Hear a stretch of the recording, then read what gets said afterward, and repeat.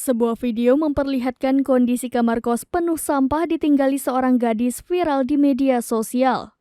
Dalam video tersebut, pemilik kos memarahi gadis tersebut karena kamarnya seperti kapal pecah.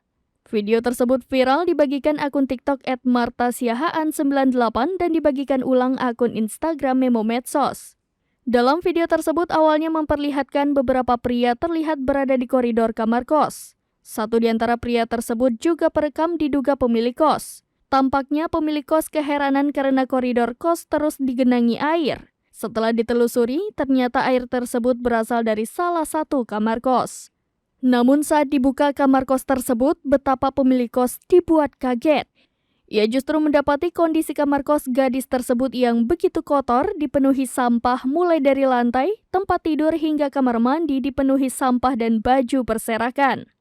Melihat pemandangan aneh tersebut, terdengar perekam yang diduga pemilik kos marah kepada gadis tersebut. Sementara gadis penghuni kamar kos dipenuhi sampah itu tampak salah tingkah. Ia hendak memakai pakaiannya hingga akhirnya diminta keluar oleh pemilik kos tersebut. Tak sampai di sana, ia memanggil tukang untuk membuang tumpukan sampah di kamar gadis itu. Tak hanya itu, pemilik kos juga menuliskan membuang kasur yang sudah kotor dipenuhi sampah tersebut.